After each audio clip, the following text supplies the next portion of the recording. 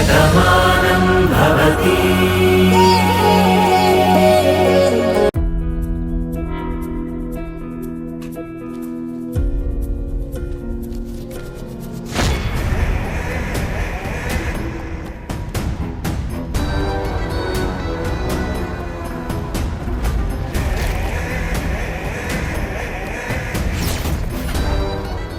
నిన్ను జైలర్ గారు రమ్మంటున్నారు, నడు.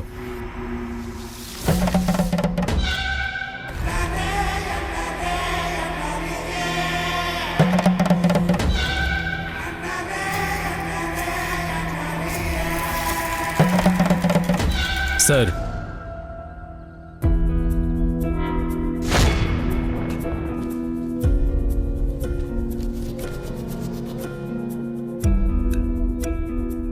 అజయ్, ఒకప్పుడు నువ్వు పెద్ద రౌడీ షీటర్వి.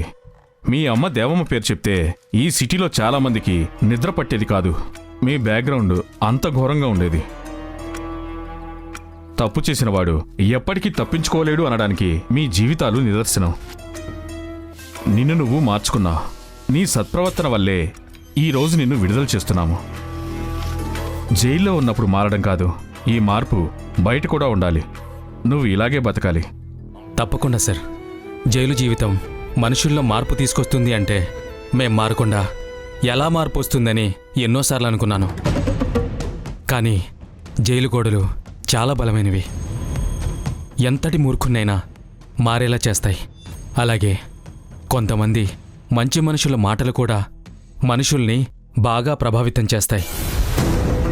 అలాంటి వాళ్ళు నాకు ఎదురుపడ్డారు. మంచి చేసిన వాళ్ళు తప్పు చేయకుండానే ఈ జైలుకు రావడం నేను చూశాను. అప్పుడు కూడా వాళ్ళు మా గురించే మాట్లాడుకోవడం విన్నాను. అప్పుడే మనిషిలా ఎలా బ్రతకాలో నేర్చుకున్నాను సార్. ఇక నుంచి నా వల్ల మంచివాళ్ళకి ఏ అన్యాయం జరగదు. ఇక నుంచి నేను నేరాల వైపు వెళ్ళను సార్. Very good Ajay. చాలా రోజులుగా జైల్లో అందరం నిన్ను అబ్జర్వ్ చేస్తున్నాం. నీలో మార్పు వచ్చిందని మేమందరం నమ్మాం కాబట్టే నీ పేరుని గవర్నమెంట్కు సిఫార్సు చేశాం. సత్ప్రవర్తన కింద రిలీజ్ చేసే ఖైదీల్లో నీ పేరు కూడా వచ్చేలా చూసాం. అందుకే నువ్వు రిలీజ్ అవుతున్నావు. ఇక నుంచి స్వేచ్ఛగా మంచిగా బతుకు.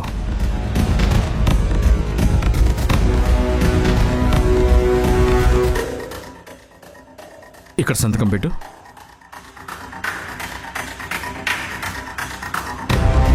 Thank you sir. ఉంటాను. మంచిది.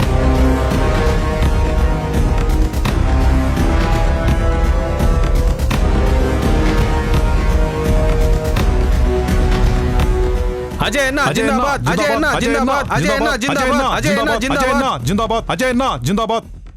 వద్దురా. ఈ జిందాబాద్ల వెనకాల ఒకప్పటి నా జీవితం కనిపిస్తోంది. నేను జైలు నుంచి బయటకొచ్చింది ఏదో ఘనకార్యం చేసి వెళ్ళింది కాదు.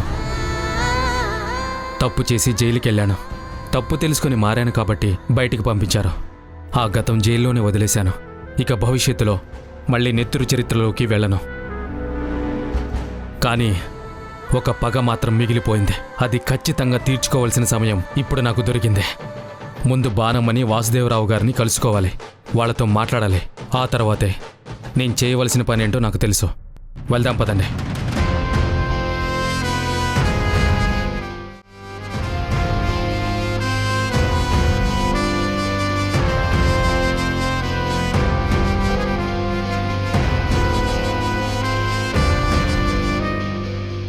అమ్మగారు, మీరు చాలా గొప్పవారని ఊర్లో అందరూ చెప్పుకుంటున్నారు. మీ మాటే శాసనం అంటున్నారు. మీరు కూడా ఒక అమ్మాయిని కన్న తల్లి. తల్లి బాధ ఎలా ఉంటుందో మీకు తెలియంది కాదు. నా కూతుర్ని మాతో పంపించండి. మా కంటి వెలుగును మాకు అప్పగించండి. అవునమ్మా, ఆడపిల్ల పుట్టిందంటే అప్పట్లో ఆడపిల్లేంటని అందరూ పెదవిరిచారు. నేను మాత్రం మా ఇంటికి మహాలక్ష్మి పుట్టిందని కళ్ళల్లో పెట్టి పెంచుకున్నాను. అలాంటి నా కంటిపాప కనిపించబోయేసరికి ఇన్నాళ్ళు కన్నీళ్లతోనే బ్రతికాను. ఇప్పుడు ఇక్కడ ఉందని తెలుసుకుని వచ్చామమ్మా. మా కీర్తిని మాతో పంపించేయండి అమ్మా, మీకు పుణ్యం ఉంటుంది. చెల్లిని తల్లిలా చూసుకునే అన్నయ్యని, నా చిట్టి చెల్లిని వదిలి మేము ఒక్క నిమిషం కూడా విడిచి ఉండలేము. పంపించేయండి సార్. మీ మాటలన్నీ ఏదో నాటకంలో డైలాగుల్లో ఉన్నాయి. మమకారం ఎక్కడా కనిపించడం లేదు. అసలు నా రాధ మీ కీర్తి అంటే నాకు నమ్మబుద్ధి కావడం లేదు. మీరంతా నిజమే చెప్తున్నారని ఏంటి నమ్మకం? మురారి కరెక్ట్గానే అడిగాడు. మమ్మకారంతో వచ్చిన మాటలు ఇలా ఉండవు, ఏదో రాసుకొని వచ్చిన మాటల్లా ఉన్నాయి. మీ మాటల్లో నిజంగా మాకేదో తేడా కనిపిస్తుంది. ఎంత మాట అన్నారండి. మా పిల్ల గురించి మేము బాధపడుతుంటే మీకు నటనలాగా అనిపించడం మాకు నిజంగా బాధగా ఉంది. వాళ్ళ పిల్ల అని అన్ని ఆధారాలు చూపిస్తున్నారు కదా, కాదు అని మనం ఎలా అనుకోగలం? నిజం చెప్పడానికి తన రాధో కీర్తో తనకే తెలీదు, తనేలా చెప్తుంది? నువ్వు కరెక్ట్గా మాట్లాడావమ్మా. ఇందులో ఎలాంటి సందేహం లేదు. ఇన్ని రోజులు రాధను వెతుక్కుంటూ ఎవ్వరూ రాలేదు. ఇప్పుడు వీళ్ళొచ్చి కీర్తి అంటున్నారు, వాళ్ళ ఇంటి మనిషి అంటున్నారు. అక్కడ ఒకరి చేతిలో మోసపోయిందని చెప్తున్నారు. ఇక్కడ చూస్తే తను కడుపుతోనే ఉంది. అన్నీ సరిపోతున్నాయి కదా, ఇంకా ఎందుకు ఆలోచిస్తున్నారు? వాళ్ళేదో 4 మాటలు చెప్పినంత మాత్రాన సరిపోయింది అంటే ఎలా అమ్మా? నువ్వు నోరు ముయ్యవే. నువ్వు చిన్నపిల్లవు కదా, ఇలాంటి విషయాలు నీకు తెలియవమ్మా. నేను మాట్లాడుతున్నాను కదా, మధ్యలో నువ్వు కల్పించుకొని కంపు చేకో. అవునమ్మా, సత్య మాటల్లో తప్పేం లేదు. వాళ్ళేదో చెప్పినంత మాత్రాన తను రాధ కాదని మనమెలా ఒప్పుకుంటాం? తనకి గతం గుర్తులేదని వీళ్ళు నాటకం ఆడుతున్నారని ఎందుకు అనుకోకూడదు?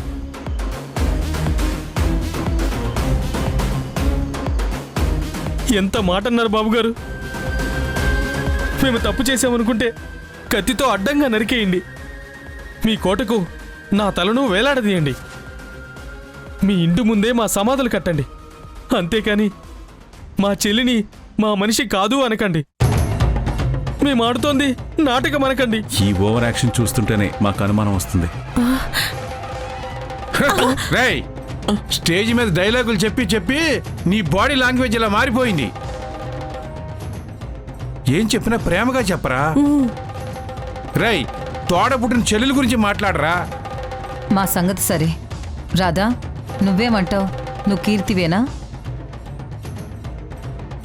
నేనెవరో నాకే తెలియదు. నా గతాన్ని తెలుసుకునే ప్రయత్నం చేస్తున్నాను, కానీ ఎంత ఆలోచించినా నాకేం గుర్తుకు రావడం లేదు.